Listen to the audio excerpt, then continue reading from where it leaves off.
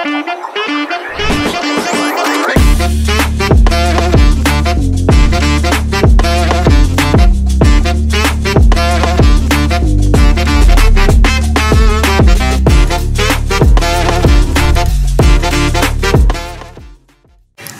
cara yang digunakan oleh para orang tua dalam mendidik anak mereka. Mulai dari yang otoriter, permitif, acuh tak acuh, hingga gentle parenting. Welcome to Algorithmics Podcast. Pada podcast kali ini, kita akan membahas tentang salah satu cara dalam mendidik buah hati, yaitu adalah gentle parenting. Di mana gentle parenting mengutamakan atau memiliki fokus yaitu tentang menghargai, rasa hormat, dan juga komunikasi yang baik. Oleh karena itu, untuk membahas topik kita kali ini, di sini sudah ada narasumber kita yang sudah mengetahui banyak nih tentang gentle parenting, yang nantinya kita akan sama-sama teredukasi tentang bagaimana sih pola asuh gentle parenting. Oleh karena itu, bisa langsung kita sambut narasumber kita hari ini adalah Kak Halimah. Halo Kak Halimah. Halo Tari, apa kabar? Alhamdulillah baik Kak. Mungkin Kak Halimah bisa kenalan dulu nih sama parents dan juga teman-teman Algorithmics di rumah. Halo parents dan teman-teman Algorithmics di rumah, perkenalkan saya Halimah. Saya adalah seorang influencer parenting dan praktisi gentle parenting. Oke, karena Kak Halimah sendiri adalah praktisi gentle parenting dan juga parenting influencer, tentunya sudah sangat berpengalaman ya Kak tentang gentle parenting maupun pola asuh dari untuk orang tua kepada anak sendiri. Nah, yang paling pertama nih Kak, kita kan harus tahu ya definisi gentle parenting tuh apa sih Kak sebenarnya? Baik, tadi di depan sempat Tari sampaikan bahwa ada beberapa tipe-tipe parenting. Jadi menurut psikologi perkembangan, psikologi pertumbuhan itu ya, pola asuh orang tua itu dibagi atas 4. Ada authoritative parenting, authoritarian parenting, permissive parenting, and neglectful parenting. Sebenarnya si gentle parenting itu cuma nama lain dari authoritative parenting. Jadi dia kadang-kadang istilah populernya gentle parenting, ada yang menyebutnya dengan mindful parenting, ada yang bilang positive discipline parenting, tapi pada intinya itu adalah authoritative parenting. Oke, authoritative parenting. Oke Kak. Nah, kalau misal dari gentle parenting sendiri nih Kak, ada nggak sih Kak mitos-mitos mungkin karena udah beberapa banyak pengalaman yang Kak Halimah alami dan mungkin banyak juga nih yang udah pernah Kak Halimah ketahui ya. Nah, ada nggak sih Kak mitos-mitos tentang gaya mendidik anak yang termasuk gentle parenting ini? Ya, mitos yang paling sering menjadi misunderstanding di kalangan masyarakat adalah gentle parenting itu artinya lembek sama anak. Nah, ini harus kita bedain, lembut sama lembek itu berbeda. Salah satu fokus dalam gentle parenting adalah menegakkan batasan ataupun boundaries. Jadi anak itu dapat kebebasan dalam gentle parenting, tapi batasannya sangat clear banget dan anak dididik untuk tidak melewati batas-batas tersebut. Sehingga ketika dia nanti berada di masyarakat gitu ya, dia tidak perlu ada sosok yang selalu mengawasi dia untuk mengikut peraturan. Yang jadi repot kan ketika anak di rumah nurut karena ada orang tuanya, ada yang disegenin. Biasanya kita waktu kecil tuh dulu kalau ada bapak kita tuh pada diem semuanya di rumah, takut ya gitu. Ketika bapak nggak ada, kayaknya wah bebas gitu ya. Kita melakukan hal-hal yang mungkin keterlaluan akhirnya. Nah, gentle parenting ini justru menegakkan batasan gitu ya, baik batasan diri sendiri dan batasan orang lain. Kalau batasan diri sendiri itu dilanggar oleh orang lain, anaknya ngerti harus apa. Ini penting kaitannya dengan misalnya akhir-akhir ini marak kasus tentang pelecehan seksual. Misalnya, ketika seorang anak dididik dengan gentle parenting, dia akan mengerti untuk menghargai batasan dirinya. Kalau ada orang yang melanggar batasan dirinya tuh, dia bisa tegas bersikap seperti itu. Oke Kak, kalau tadi kan dibahas tentang bagaimana anak dapat tegas mengambil sikap, lalu bagaimana orang tua juga gimana sih caranya untuk melindungi anak gitu kan. Tapi dengan batasannya itu tidak ada lembek gitu Kak, harus tetap tegas. Nah, prinsip utama yang perlu orang tua miliki itu apa sih Kak? Biar bisa menghasilkan anak yang mempunyai sikap mungkin punya batasan terhadap hal-hal yang konteksnya negatif dan mungkin mengancam keselamatan anak. Nah, itu prinsipnya apa sih Kak untuk menerapkan si gentle parenting ini? Prinsip paling utamanya adalah konsisten. Jadi ketika orang tua punya peraturannya jangan digoyang-goyang nih. Biasanya orang tua, oke, aku mau terapin anak cuman boleh main game 1 jam dalam sehari. Tapi ketika anaknya bilang, mama please tolong ma, anaknya kemudian tantrum, ya udah deh jadi 2 jam deh gitu. Bisa ditawar-tawar peraturannya dan batasannya. Kemudian misalnya mamanya bilang 1 jam nih batasannya untuk bermain gadget, terus sama papanya, udahlah gak usah bilang-bilang sama mama kamu ya, 2 jam boleh deh gitu ya. Kemudian datang neneknya, kasihan masih kecil, biarin aja puas main game, sama neneknya dikasih 3 jam. Akhirnya batasnya gak clear, anak gak tahu harus ngikutin batasan yang mana ya. Soalnya di mama seperti ini, di nenek seperti ini, di papa seperti ini. Akhirnya anak ini gak punya batasan sama sekali gitu. Jadi ketika orang tua mau menerapkan gentle parenting, harus banget konsisten sama yang namanya batasan. Saat bukan hanya satu orang tua, tapi satu keluarga harus punya komitmen untuk kita konsisten ya, ini batasannya gitu. Oke, berarti kunci utamanya komitmen dan juga konsisten ya Kak dalam menerapkan si gentle parenting ini. Nah, kira-kira Kak, apakah ada batasan antara gentle parenting dengan permissive parenting nih Kak? Dan bagaimana orang tua dapat membedakannya antara kedua cara mendidik anak tersebut Kak? Baik, yang paling kelihatan nih ketika orang menerapkan permissive parenting, kontrolnya ada di anak. Misalnya zaman sekarang ya banyak sekali permainan-permainan game online misalnya ya. Dan ketika anak bilang, mama please aku mau yang ini gitu ya, orang tua langsung luluh. Orang tua langsung ngerasa aku gak boleh bikin anakku sedih. Nah ini yang menjadi karakteristik banyak orang tua di era modern, yaitu ingin jadi populer di kalangan anak-anak, ingin jadi bestie-nya anak-anak. Boleh orang tua deket sama anak, bersahabat sama anak tuh boleh, tapi kita bukanlah temannya anak. Kita tetap figur otoritatif, kita adalah orang yang akan menegakkan aturan dan mengajarkan kepada anak ini batasan-batasannya seperti apa. Jadi bedanya permisif dengan gentle adalah ketika permisif peraturannya tuh boleh digeser-geser. Kadang-kadang sesuai mood orang tua, sesuai mood anak, digeser-geser aja gitu. Sementara gentle parenting secara lembut, emosinya diterima tapi peraturannya ditegakkan. Mama tahu kamu marah banget kalau disuruh stop main game. Mama sayang sama kamu, tapi maaf ya, gamenya harus tetap di stop. Mama tahu kamu sebel banget kamu gak dibolehin keluar malam, tapi maaf ya, emang gak boleh gitu. Sebagai gantinya, yuk kita melakukan aktivitas ini. Sebagai gantinya, minggu depan kamu boleh melakukan aktivitas ABC gitu ya. Jadi negosiasinya itu clear. Yang dinegosiasikan itu bukan aturan, tapi ya udah kita ngobrol soal perasaan. Oke Kak, berarti harus ada ketegasan dari orang tua dan boleh orang tua menjadi dekat bersama anak, mungkin bisa menjadi pendengar yang baik, tapi juga orang tua harus punya ketegasan sendiri ya Kak ya. Nah sebelum kita berlanjut lebih jauh, aku mau ngingetin nih buat teman-teman di rumah dan juga para parents di rumah, jangan lupa untuk ikutin free trial class gratis dari Algorithmics, yaitu kelas pemrograman, di mana kelas ini dapat diikuti oleh anak mulai dari usia 5 hingga 17 tahun, di mana kelas pemrograman ini akan memusatkan fokus anak dan juga melatih konsentrasi serta kreativitas anak, karena anak dilatih untuk mempunyai proyeknya sendiri dan juga menyelesaikan permasalahan-permasalahan dalam pembuatan proyek tersebut. Nah lanjut nih Kak, kalau tadi kita udah bahas tentang intro dulu nih Kak tentang gentle parenting, sekarang kita udah masuk nih ke implementasi gentle parenting sendiri. Nah, gimana sih Kak langkah awal untuk menerapkan gentle parenting dalam keluarga? Mungkin kalau tadi udah disinggung tentang komitmen, nah itu gimana sih Kak cara membangun komitmen? Karena untuk membangun sebuah komitmen itu kayaknya agak susah ya sekarang stigma orang-orang gitu Kak. Bener banget Tari, komitmen itu yang paling sulit untuk dibangun. Jadi yang pertama, orang tuanya harus menyadari dulu pola asuh orang tuanya sendiri. Kan kita ini semuanya adalah produk dari pola asuh orang tua kita. Jadi kita mau belajar parenting kayak apapun, kita baca buku parenting gitu ya, setiap hari nonton podcast parenting, tetap aja nanti implementasinya nggak jalan kalau kita tidak menyadari apa pola yang kita alami ketika kita kecil. Misalnya, waktu kita kecil, saat kita salah, apa yang dilakukan orang tua kita? Itu kita harus review. Misalnya orang tua kita selalu menggunakan shame and guilt.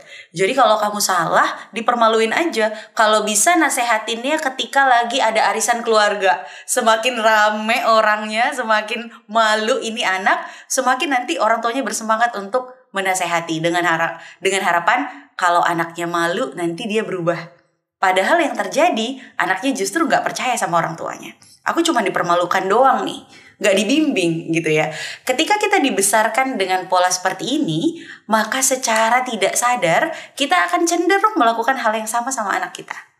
Jadi orang tua harus sadar dulu, dia waktu kecil tuh dibesarkan dengan cara apa, agar nanti dia paham bahwa oh ternyata saya punya sifat A itu gara-gara waktu kecil saya diperlakukan B. Sehingga sekarang saya harusnya melakukan C terhadap anak saya. Jadi evaluasi dulu sama ketika kita waktu kecil dulu dibesarkannya dengan cara apa. Dengan parameter itu lebih gampang untuk kita komitmen. Dan kita gampang implementasinya. Karena apa? Karena kita udah ibaratnya menanam dimulainya dari akar, bukan nanam dimulai dari batangnya yang gampang roboh seperti itu. Berarti balik lagi ya Kak, anak peniru dari orang tuanya sendiri gitu Kak. Tapi bisa gak sih Kak kalau semisal dari anaknya sendiri mungkin dari pola mendidiknya sendiri dari orang tua, mungkin yang sudah tadi Kak Halimah jelaskan, tapi ketika dia menjadi orang tua ingin merubah atau mungkin merasa dulu aku kalau misalnya diginin aku nggak suka, jadi aku nggak boleh nih kayak gini ke anakku gitu. Apakah itu bisa terjadi Kak? Bisa terjadi, tapi manusia itu punya refleks tidak sadar. Misalnya gini deh, kalau seminggu lagi akan ada event besar ya, seluruh keluarga kita ngumpul. Ada deh beberapa orang yang bawaannya pengen ngumpet, pengen hilang dari bumi ini, gak mau ketemu sama keluarga. Atau misalnya dalam waktu dekat kita mau tahun baru nih, tahun baru ada kumpul keluarga. Ada loh sebagian orang yang dari sekarang udah anxious, udah cemas duluan. Aduh nanti ditanyain apakah udah lulus, apakah udah kerja, apakah udah nikah, apakah ini. Itu udah ada yang kayak gitu. Nah, refleks seperti itu tuh sesuatu yang kita nggak sadari kalau kita nggak review ke masa lalu kita. Bahkan ya kalau saya ambil bukan ekstrimnya, kalau saya ambil idealnya, orang tua itu idealnya ke psikolog dulu sebelum jadi orang tua. Supaya tahu tuh masa kecilnya tuh sebenarnya karakter saya tuh kayak apa. Karena ketika kita melahirkan akan terbukalah sebuah gerbang di mana seluruh refleks kita yang berjalan. Kita bisa aja udah belajar kalau nasehatin anak tuh harus baik-baik, harus lembut. Tapi nanti ketika udah punya anak, yang keluar itu adalah refleks yang udah kita pelajari ketika kita kecil dulu. Jadi benar-benar harus dinetralin, harus ketemu sama jalan yang stabil dulu. Kita ketemu sama diri kita yang stabil dulu, baru siap untuk menerapkan gentle parenting ini. Oke Kak, lumayan berat ya. Lumayan berat. Oke Kak, ini balik lagi nih, PR untuk orang tua. Gimana sih Kak cara menumbuhkan kepekaan dan juga kepekaan emosional pada anak nih Kak, dan juga menumbuhkan rasa empati pada anak. Apa yang perlu orang tua lakukan nih Kak? Hal yang paling pertama kali untuk dilakukan tuh apa Kak? Penting banget nih Tari, karena di sini semakin lama kita ngelihat semakin banyak kasus-kasus kekerasan terhadap anak yang pelakunya adalah anak-anak juga. Baru-baru ini ada kasus di Palembang ya, terus nanti ada kasus di Gorontalo lagi. Itu yang harus kita utamakan adalah memperlakukan anak sebagai manusia utuh, bukan sebagai manusia mini. Kita mikirnya anak-anak itu manusia mini loh, bukan manusia utuh. Kadang-kadang misalnya ya di acara kumpul keluarga, anak-anak itu sering kita perlakukan kayak makhluk sirkus.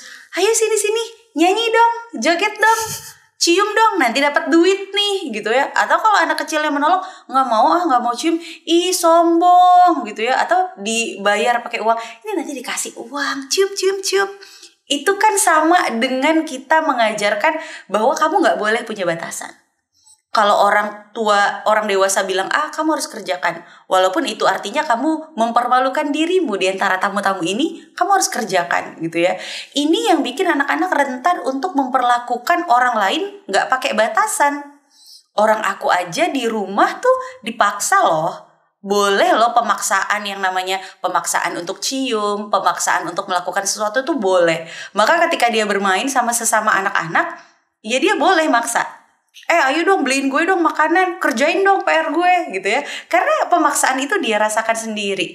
Dan ini gawatnya lagi, misalnya anak-anak kecil itu sering kita lakukan, kita bercandain. Karena anak kecil lucu ya, kalau nangis ya.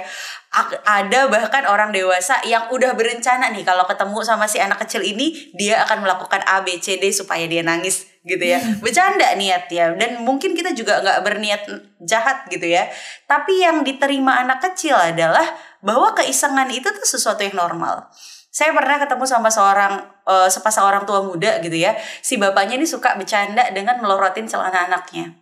Dan ketika dipelorotin, ketawa satu keluarga. Wah, ya oke, lucu dalam konteks keluarga. Begitu anak ini sekolah, dia pelorotin dong celana temen-temennya di sekolah. Karena menurut dia lucu dulu Karena ya. menurut dia lucu. Dan ini kan jadi, ini pelecehan. Iya. Dan si anak ini gak ngerti bahwa, oh itu pelecehan ya gitu. Jadi pelecehan yang dinormalkan akhirnya bikin anak ini gak punya empati. Jadi kalau mau punya anak yang empatinya tinggi, perlakukan anak itu dengan empati yang tinggi. Oke Kak, itu PR ya untuk para orang tua. Ternyata hal-hal yang mungkin dianggap sepele atau lucu, maka bahkan itu adalah hal-hal yang perlu diperhatikan sejak dini Kak. Nah gimana sih Kak kalau misal kita tahu nih, anak-anak pasti mengalami fase-fase tantrum, sulit diatur. Nah biasanya para orang tua itu menggunakan verbal ya Kak ya, untuk mengancam. Mungkin kesannya bukan mengancam, tapi agar anak tersebut takut gitu. Nah gimana sih Kak cara menyikapi fase-fase tantrum dan sulit diatur anak ini tanpa harus menggunakan kekerasan fisik atau mungkin kekerasan secara verbal Kak? Baik, ini yang paling penting ya Tari. Kita refleksi aja ke diri sendiri. Misalnya kita lagi sedih, dompet kita habis kecolongan, kita habis dijambret dan kita nangis. Terus ada orang yang bilang, ayo dong, kan dompet doang, bisa dibeli lagi, jangan nangis, kan cuman dompet. Sebel gak kita kira-kira ya? Karena kan dompet itu penting ya, di dalamnya ada KTP, ada uang, bukan dompetnya. Bukan dompetnya. Nah begitu juga ketika anak kecil nangis, cuman mainan gitu doang kamu tangisin, tinggal beli lagi, udah gak usah nangis gitu ya. Bagi kita gak usah nangis, tapi bagi anak ini adalah sesuatu yang berarti banget. Jadi instruksi-instruksi verbal, nasihat-nasihat verbal itu sebenarnya gak dibutuhkan anak kalau dia dalam keadaan tantrum. Sama kayak kita abis kecopetan, abis misalnya patah hati, putus cinta. Emang kita butuh kata-kata motivasi dari teman kita? Enggak, kita butuh didengerin, kita butuh nangis. Setelah kita lega, baru nasihat itu bisa kita cerna. Jadi orang tua kasih anak kita space untuk nangis. Gak apa-apa banget kok. Bahkan secara biologis Tuhan tuh udah ngasih tanda bahwa ketika bayi manusia dilahirkan, hal pertama yang dia lakukan menangis. Jadi ini adalah naluri manusia, gak apa-apa banget anak kita nangis. Tapi kasih batasan. Balik lagi ya, gentle parenting tentang batasan. Kamu boleh nangis, tapi nangisnya gak boleh sambil pukul-pukul ya. Boleh nangis tapi jangan sambil lempar-lempar ya. Boleh nangis tapi gak boleh sambil banting barang ya gitu. Boleh nangis tapi suaranya gak boleh kenceng sampai bikin telinga sakit ya gitu. Jadi tetap diterima emosinya, diberi ruang untuk mengekspresikan, tapi sekaligus kita kasih anak-anak nih batasannya sebelah sini gitu. Oke Kak, berarti yang paling pertama harus dilakukan adalah memvalidasi emosi anak sendiri. Nah, mau make sure aja sih Kak, berarti cara menangani emosi negatif pada anak yang paling pertama dan harus dilakukan oleh seorang orang tua adalah memvalidasi emosinya, lalu boleh nih kita nasehatin setelah kita berdamai dengan emosi anak tersebut. Karena pasti namanya juga emosi butuh waktu ya kan Kak. Nah, balik lagi nih, kalau misal tadi tentang anak yang tantrum, sekarang tentang konflik antara anak dan orang tua. Tidak menutup kemungkinan pasti ada konflik di antara anak dan juga orang tua. Nah ini gimana sih Kak cara orang tua mengambil sikap secara bijak, karena pasti orang tua yang lebih dewasa dan harusnya lebih mengerti daripada anak gitu Kak. Cuman mungkin kadang orang tua juga ingin dimengerti oleh anaknya. Jadi gimana sih Kak harusnya secara bijak tuh orang tua harus seperti apa? Nah, kita sebagai orang tua harus punya kedewasaan untuk tidak minta dimengerti sama anak. Anak tuh nggak bisa mengerti orang tua karena nggak ada kapasitasnya. Bahkan Tuhan aja tuh nggak ngasih anak-anak itu beban dosa loh. Karena Tuhan tahu mereka gak punya kapasitas untuk mikir gitu ya. Bukan cuma di masalah agama, tapi masalah hukum. Anak di bawah 18 tahun tuh gak dapat hukuman seperti orang dewasa, karena mereka gak punya kapasitas untuk berpikir. Jadi yang pertama, kita orang tua gak boleh minta di ngertiin sama anak. Kita yang mengerti anak. Kemudian soal konflik, jangan pernah takut berkonflik sama anak. Justru konflik adalah sesuatu yang bisa mengajarkan anak kita bagaimana cara resolusi konflik. Kalau nggak ada konflik kan nggak ada resolusi konflik ya. Jadi nggak apa-apa berkonflik sama anak, sebel-sebelan gitu ya, marah-marahan. Saya juga sama anak saya sering cemberut-cemberutan di rumah. Tapi setelah itu apa nih? Setelah kita cemberut apa nih? Nah, yang paling penting dalam resolusi konflik adalah bagaimana cara ayah dan ibu menyelesaikan masalah. Anak belajar resolusi konflik tuh dari situ. Misalnya papanya sama mamanya kalau berantem, silent treatment nih. Tuh bilang sama papamu makanan udah siap gitu ya. Terus papanya bilang sama mamamu, papa mau pergi kerja gitu ya. Diem-dieman gitu. Anak akan mendapat kesan bahwa kalau aku lagi marah, kalau lagi aku punya masalah sama orang lain, diem. Jangan ngobrolin. Dah diemin aja, ntar baik sendiri. Lo kan gak bisa gitu ya. Ini calon-calon nanti anaknya jadi tukang ghosting pas nanti udah gede. Karena didiemin aja. Didiemin aja gitu ya. Tapi kalau orang tuanya bisa berkonflik dengan sehat, misalnya bilang, papa, mama marah banget loh. Papa pulang-pulang bukannya bersih-bersih dulu, tapi langsung main game di depan rumah. Papa sapa dulu anaknya, sapa dulu mama gitu ya. Ketika orang tuanya bisa, oh iya ya, maaf ya ma, tadi papa salah, oke maafin ya gitu. Ketika orang tuanya bisa berkonflik dengan sehat, saya tidak suka sikap kamu, oh iya sikap saya salah, tapi boleh gak saya kasih alasannya. Saya tuh tadi capek banget di kantor, abis dimarah-marahin atasan, saya mau tenangin diri saya 10 menit. Boleh kan saya main game 10 menit, abis itu ngobrol sama kamu.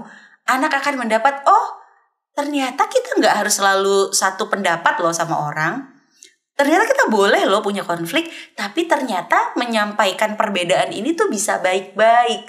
Maka anak akan berkonflik dengan sehat, dengan temannya, dengan gurunya. Suatu saat dia punya pacar, berkonfliknya nanti sehat dari hasil mengobservasi cara orang tua.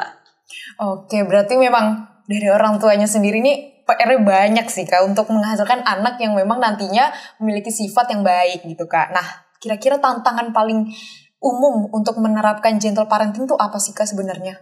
Tantangan paling umum adalah ketika masyarakat nggak percaya tentang kelembutan. Kita selalu diajarkan bahwa dunia ini adalah tempat yang keras. Kalau anak dididik dengan lembut, nanti anak nggak siap menghadapi dunia yang keras ini gitu. Ini adalah perumpamaan yang aneh menurut saya. Ketika kita mau melepaskan anak kita untuk pergi di jalanan berkendara, apakah kita persiapkan mereka dengan helm yang standar, kendaraan yang udah dicek dengan baik, kemudian surat-surat yang lengkap, pengetahuan tentang rambu lalu lintas, atau kita tabrak anak kita tiap hari? Saya tabrak ya kamu tiap hari supaya nanti kalau ditabrak di jalan kamu gak kaget. Iya bener sih gak kaget pas ditabrak di jalan, soalnya dia udah cacat duluan.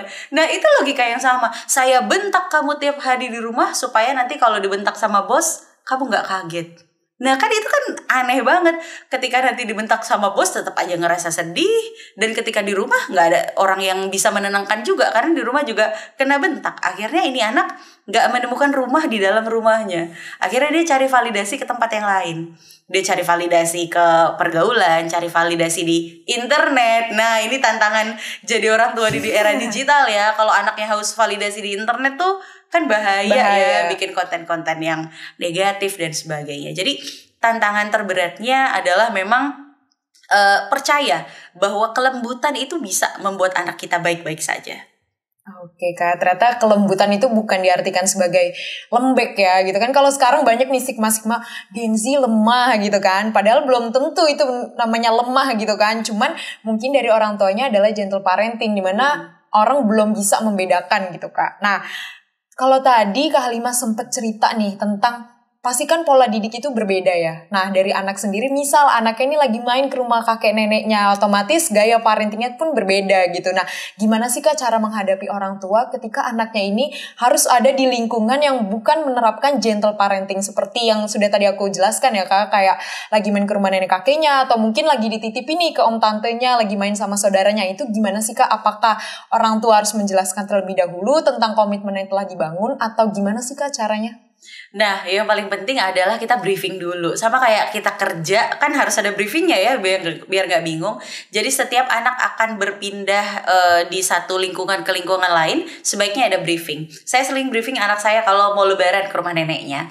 Nah, seminggu ke depan kamu bebas. Biasanya di rumah abis isya harus udah tidur gitu ya.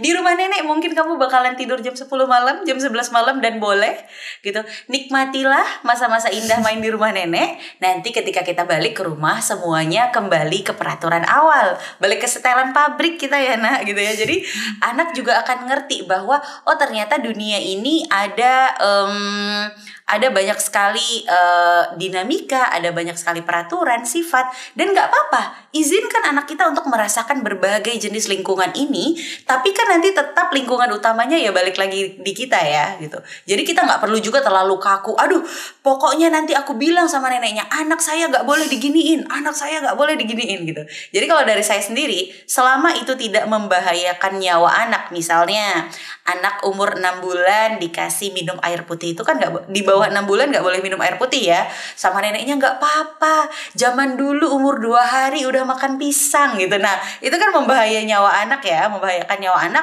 Itu orang tua boleh challenge, boleh menetapkan batasan.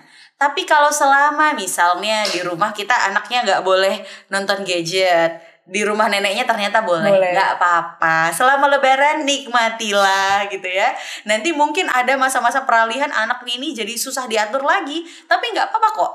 Terus aja kita konsisten, nanti mungkin seminggu 2 minggu dia kembali on track lagi. Jadi nggak perlu terlalu kaku juga dalam menerapkan gentle parenting. Oke Kak, kalau misalnya nggak terlalu kaku nih Kak, berarti gimana sih Kak cara menerapkan batasan yang sehat nih antara anak dan juga orang tua? Kalau tadi kan Kak Lima udah jelasin kalau orang tua nih boleh menjadi temannya anak, tapi bukan berarti teman yang sebebas itu gitu. Nah itu gimana sih Kak cara orang tua untuk menciptakan batasan yang sehat antara seorang orang tua dan juga seorang anak Kak?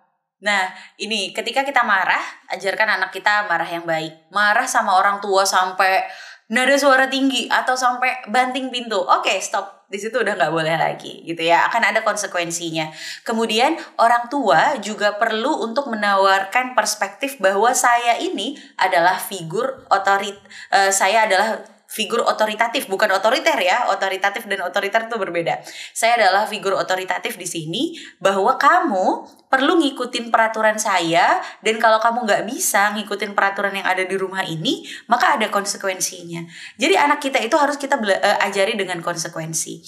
Dan orang tua harus ingat bahwa hak anak itu ya, hak basic anak itu cuma dapat makanan, tempat tinggal yang layak dan aman, dan juga pendidikan. Selebihnya itu adalah privilege alias kemewahan.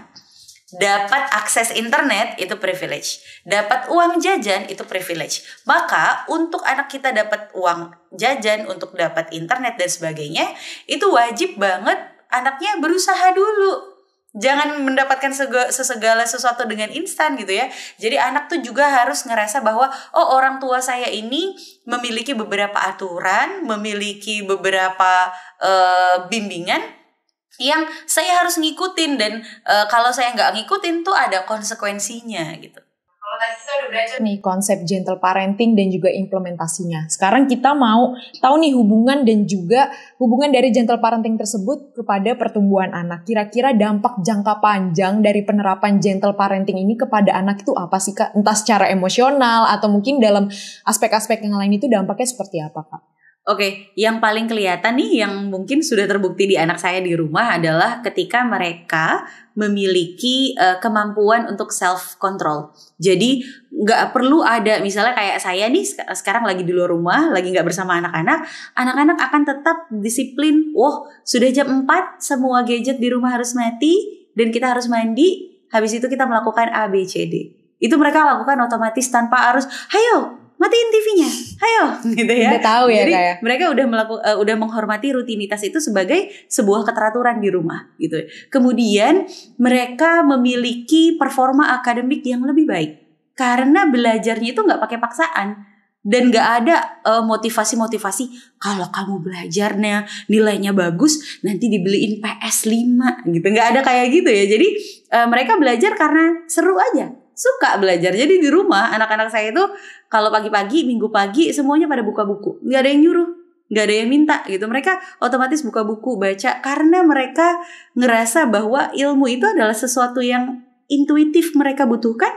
Jadi nggak perlu ada tanpa paksaan. Jadi bayangkan punya anak kecil yang pemikirannya dewasa, pembawaannya dewasa, mampu melakukan tugas-tugas rumah. Kayak anak saya yang sulung tuh umur 10 tahun bisa masak di dapur. Cowok nih bisa masak gitu ya, beres-beres rumah. Yang kecil udah bisa nyapu, udah bisa apa gitu ya. Bayangkan mereka adalah manusia yang mampu bertanggung jawab untuk kehidupan sehari-hari tanpa kita harus suruh, ayo dong rapiin, ayo dong gitu-gitu ya. Jadi kan lebih nyaman juga bagi orang tua. Oke Kak, berarti refleksnya sudah terbentuk gitu ya Kak. Jadi dia tahu harus ngapain nih kalau misal situasi A, B, dan C itu mereka harus menghadapinya seperti apa. Nah, kira-kira kalau misalnya dari pengalaman pribadi Kak Halimah sendiri, dari anak-anak Kak Halimah sendiri ketika menghadapi lingkungan yang mungkin kurang sesuai dengan apa yang mereka mau, nah apakah dari gentle parenting ini berdampak positif atau seperti apa nih Kak dari yang Kak Halimah tahu nih dari anak-anak Kak Halimah ketika menghadapi lingkungan yang mereka sebenarnya nggak mau nih ada di lingkungan ini gitu? Yang paling saya notice adalah mereka tahu sama batasan. Bahkan batasan sama orang tua sendiri. Anak saya yang kecil umur 4 tahun cewek, kalau misalnya dia ngerasa gak nyaman sama tubuhnya dan ayahnya cium, dia bilang, ayah maaf ya, jangan cium gitu. Bahkan sama ayahnya sendiri, kalau dia gak nyaman dia bilang gitu ya. Sementara banyak anak kecil yang nggak boleh loh kayak gitu. Apaan, kan aku ayahmu gitu ya. Anak saya itu udah punya batasan bahkan sama ayahnya sendiri.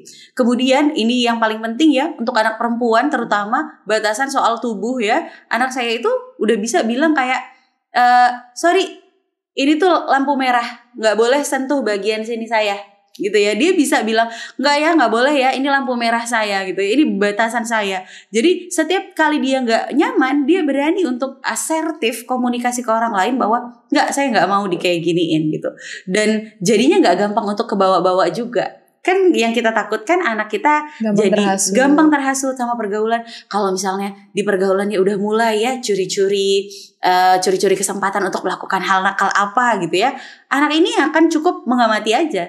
Dan kalaupun dia penasaran pengen ngikutin, nanti di rumah dia cerita. Jadi kita orang tua punya kontrol. Maaf ya, tadi aku di sekolah ikut loh kayak gini-gini. Sebenarnya aku ngerasa gak enak gitu ya. Sebenarnya kan rasa gak nyaman itu ada di diri setiap anak setiap mereka melakukan kesalahan. Gak ada manusia normal di dunia ini yang ketika berbuat salah, hatinya nyaman. Kita semuanya ngerasa gak nyaman ketika berbuat salah. Tapi ketika hubungan antara orang tua dan anak itu gak baik, setiap anak jadinya berusaha menyembunyikan perasaan salah ini. Jadinya kayak jangan sampai mamaku tahu gitu ya. Nah, ketika anak diasuh dengan gentle parenting, pola pikirnya kebalik. Jangan sampai mamaku nggak tahu gitu. Mamaku harus tahu karena nanti mamaku tahu solusinya gitu ya. Jadi dia justru membawa ketidaknyamanan itu ke orang tua untuk didiskusikan karena dia tahu orang tuanya adalah tempat yang aman untuk diskusi. Berarti gentle parenting ini juga dapat membentuk prinsip anak ya Kak ya, untuk teguh dalam pendirian seperti itu. Nah, kalau misal dalam lingkup keluarga nih Kak, kira-kira ada nggak sih Kak dampak yang Kak Halimah sendiri rasakan dari cara Kak Halimah sendiri mendidik anak secara gentle parenting, lalu dampaknya apa nih Kak di keluarga besar, mungkin ada perbedaan-perbedaan kalau Kak Halimah lihat dari sepupu-sepupunya dan juga dari anak Kak Halimah, itu ada nggak sih Kak perbedaan setelah menerapkan gentle parenting? Perbedaan yang paling mencolok adalah saya ngelihat anak-anak saya tidak merasa dirinya lebih baik daripada orang lain.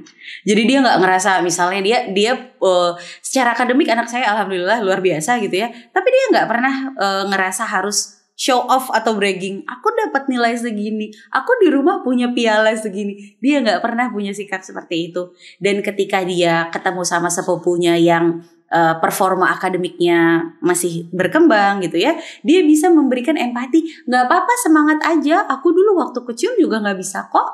Bisa kok, nanti bisa. Bahkan dia ketemu sama sepupunya yang berkebutuhan khusus, disabilitas. Dia mampu menyesuaikan diri. Sepupu kita yang A kan dia nggak bisa jalan, jadi kita mainnya nggak boleh lari-larian ya, kita main yang duduk aja, kita main gunting-gunting stiker aja. Dia bahkan mampu berempati kepada orang yang berbeda sekali sama dia. Jadi pada akhirnya gentle parenting ini tujuannya adalah melahirkan anak yang mampu beradaptasi dengan lingkungannya tanpa ngerasa bahwa dirinya ini superior atau paling oke dibandingkan orang lain. Oke Kak, menarik ya. Jadi nggak cuma membentuk prinsip anak, tapi juga tadi kita yang udah bahas, yaitu tentang empati pada anak, emosional yang baik. Nah itu mungkin dari gentle parenting sendiri, emosi-emosi baik anak itu akan terbentuk. Nah, tapi ada nggak sih Kak situasi yang mungkin secara kurang efektif untuk diterapkan gentle parenting? Sejauh ini menurut Kak Halimah sendiri, ada nggak sih Kak situasi yang kurang efektif? Banyak banget, apalagi ketika orang gentle parenting ini belum terlalu mainstream di Indonesia ya. orang-orang bilang kayak apa sih gentle parenting, itu cuman gara-gara anak kamu emang baik aja dari sananya gitu ya, karena emang dia anaknya nurut aja dari sana. Percayalah enggak, perjuangannya itu berat sekali gitu ya. Kemudian juga ketika kita udah berusaha di rumah gentle parenting, nggak pakai bentakan, nggak pakai hukuman gitu ya, sampai di sekolah ternyata masih ada hukuman-hukuman. Ya kalau kayak gini kita menyikapinya ya fleksibel aja, nggak apa-apa. Sampai di rumah nanti kita jelaskan sama anak bahwa sebenarnya hukuman itu nggak perlu ya loh nak. Yang lebih perlu adalah konsekuensi. Karena seringkali konsekuensi itu nggak nyambung sama hukuman. Makanya banyak anak-anak yang dihukum, dia tuh nggak tahu sebenarnya kesalahannya sebelah mana. Karena hukumannya nggak nyambung. Misalnya anak ngebully, hukumannya disuruh bersihin WC. Apa hubungannya antara ngebully sama ngebersihin WC? Nggak nyambung kan? Tapi kalau misalnya anak ngebully, hukumannya adalah dia harus nemenin temen yang dia dibully untuk beraktivitas seharian. Misalnya mulai dari temennya itu berangkat sekolah, temennya harus naik angkot, temennya itu misalnya ke kantin gak punya uang jajan, terus temennya itu secara fisik bergeraknya sulit. Dia bakalan ngerasa, oh aku gak boleh nih ngebully, dia ini se-struggling ini loh untuk ke sekolah gitu. Ketika anak paham dari konsekuensi dari perbuatannya, baru ada perubahan tingkah laku. Kalau cuma sekedar dihukum itu gak ada. Tapi ya namanya di masyarakat hal kayak gini kan memang belum mainstream ya. Balik lagi saya capeknya harus ngejelasin 2 kali. Jadi anak saya setiap kali dia menemukan fenomena di luar, sampai di rumah dia akan tantang saya untuk ngejelasin ini dalam perspektif gentle parenting gitu. Oke, sangat menarik. Nah, kira-kira ya Kak ya, apakah ada saran nih bagi para orang tua yang ingin beralih dari pola asuh yang sekarang yang mereka terapkan, ingin beralih kepada gentle parenting? Mungkin ada pesan gak sih dari Kak Halimah, gimana sih tips and triknya untuk menerapkan gentle parenting ini? Untuk menerapkan gentle parenting itu nggak perlu jadi ibu peri kok. Jangan berpikir aduh aku harus jadi kayak Nikita Willy dulu nih baru aku bisa gentle parenting. Sulit dong. Nikita Willy suaminya kaya. Gak bisa. Bisa kok, kita bisa mulai gentle parenting as simple as mulai mengucapkan terima kasih sama anak. Karena kita sering sekali melupakan kebaikan-kebaikan yang dilakukan anak. Setiap hari anak kita melakukan kebaikan. Gak ada anak yang gak melakukan kebaikan. Misalnya, sudahkah ketika anak kita pulang sekolah kita bilang, kakak terima kasih ya sudah pulang tepat waktu. Tadi pagi berangkatnya juga tepat waktu. Tidak ada buku pelajaran yang ketinggalan. Terima kasih ya sudah jadi anak yang teliti. Itu akan berdampak besar banget loh bagi anak. Karena selama ini yang terjadi adalah anak-anak itu udah melakukan kebaikan, tapi ketika dia satu aja kesalahan, nah kesalahannya itu yang diungkit. Misalnya dari pagi ini anak udah nyiapin bukunya dengan baik, pergi sekolah tepat waktu, pulang sekolah tepat waktu, tapi ketika dia ngambil air minumnya tumpah. Nah si air minum nih yang dibahas sampai sore. Nah itu kan anaknya ngerasa kayak gak guna nih, kebaikan yang aku lakukan dari pagi itu gak guna. Maka ketika kita mau memulai gentle parenting, mulai dari observasi kebaikan anak-anak dan ucapkan terima kasih. Dari satu kata terima kasih, nanti akan kita lihat perubahan tingkah laku yang luar biasa dari anak-anak kita. Oke Kak, kalau misalnya tadi kan ingin ya menerapkan, nah ada lagi nih Kak yang lebih sulit adalah ketika mungkin orang tua di rumah baru denger nih, oh gentle parenting itu seperti ini. Nah itu gimana lagi Kak menghadapinya? Karena mungkin kalau orang tua yang pernah tahu tapi belum menerapkan setelah menonton podcast ini kayak boleh juga ya gitu kan. Tapi kalau untuk yang baru pertama kali denger nih Kak, mungkin ada tips and trick dari Kak Halimah sendiri untuk bagi orang tua yang baru pertama kali denger banget nih gentle parenting. Kayak aku juga baru tahu sekarang tentang gentle parenting tuh di pikiranku adalah secara otoriter. Ternyata kan otoriter dan otoritatif itu berbeda. Nah mungkin ada tips and trick dari Kak Halimah sendiri. Jadi dimulai dari jangan terlalu ribet memikir ini, aduh ngebesarin anak aja udah susah, cari duitnya aja susah, kok ada lagi ya metode-metode aneh gitu ya. Jadi jangan difikirkan gentle parenting itu sebagai sebuah metode. Pikirkan ini sebagai sebuah alat di mana kita bisa jadi lebih dekat sama anak-anak kita. Karena anak-anak itu di masa mereka di bawah usia 10 tahun, kita semua masih sayang sama anak kita, masih suka peluk, masih suka main. Begitu anak kita umur 11, banyak orang tua asing sama anak-anaknya. Begitu anaknya beranjak remaja, banyak para bapak yang udah gak ngobrol lagi sama anak cowoknya begitu anaknya remaja. Udah gak saling tegur sapa lagi. Jadikan gentle parenting ini sebagai alat untuk kita tetap deket sama anak kita sampai mereka umur berapapun. Jadi kalau mau deket sama anak sampai mereka tua ya, karena banyak nih ketika anak-anak cowok ditanya, teman-teman cowok kita deh kita tanya, lu terakhir kali ngobrol sama bokap lu ngobrolin apa? Jangan-jangan cuma nanya, udah makan belum pak? Udah kayak orang asing ya. Jadi kalau orang tua gak mau asing sama anak sendiri, gentle parenting adalah alat yang tepat. Oke, nggak boleh gengsi ya. Nggak boleh gengsi. Nah, last question banget nih Kak tentang pembahasan kita kali ini. Mungkin Kak Halimah bisa sharing tentang pengalaman Kak Halimah sendiri. Gimana sih susahnya menerapkan gentle parenting dan apa yang Kak Halimah sendiri rasakan, entah dampak positif, entah dampak negatif, entah kendala yang Kak Halimah sendiri rasakan tentang gentle parenting. Mungkin bisa sharing nih buat para orang tua di rumah. Kalau gentle parenting itu dalam penerapannya kita banyak ditantang tentang orang gak percaya tadi ya. Orang gak percaya sama kelembutan. Kok kelembutan itu bisa membuat anak jadi disiplin? Disiplin itu bukannya keras ya. Ingat anak kita bukan kerbau yang kalau dilecut baru nurut gitu ya. Anak kita adalah manusia, punya daya komunikasi, punya daya berpikir, punya karakter. Jadi kalau kita pengen punya anak yang berkarakter, ya udah biarkan mereka mengembangkan karakternya. Kemudian juga kita udah lihat negara kita tuh nggak kekurangan orang pintar, banyak orang pintar. Tapi apakah kepintarannya dibagi sama merata bagi sekitarnya? Apakah manfaatnya dia kasih sama merata pada sekitarnya? Apakah ilmunya dia pakai untuk memberdayakan sekitarnya atau memperkaya diri sendiri aja? Gitu ya. Apakah dia menjadikan ilmunya itu sesuatu yang bermanfaat atau dia semakin banyak ilmu semakin ngerasa dirinya superior, lebih baik daripada orang lain. Saya ini yang paling the best gitu ya. Ketika kita belajar ketika kita menerapkan gentle parenting, kita sebenarnya sedang membesarkan generasi baru di mana anak-anak kita tidak lagi berkompetisi tapi mereka berkolaborasi. Ya, jadi tidak lagi mementingkan siapa yang terhebat, siapa yang terkeren, tapi dia adalah bagian dari masyarakat yang cari solusi. Ini masalahnya apa? Yuk kita perbaiki sama-sama. Saya ambil contoh kecilnya ya soal bullying yang sekarang kan mungkin jadi isu yang hot banget nih bagi para orang tua. Anak saya itu pernah terlibat dalam bullying di sekolah. Jadi ketika temennya mulai cie-cie ini, kamu naksir ini ya, kamu naksir itu ya, anak saya ikut ketawa. Dan saya bilang ketika kamu ikut ketawa, bukannya menghentikan bullying, kamu seorang pembuli. Dan dia baru kaget, iya ya ma, iya bullying itu terjadi ketika ada orang baik tapi diem aja. Itu yang melanggengkan bullying. Jadi bukan sekadar ada orang jahat, tapi juga ada orang baik yang diem.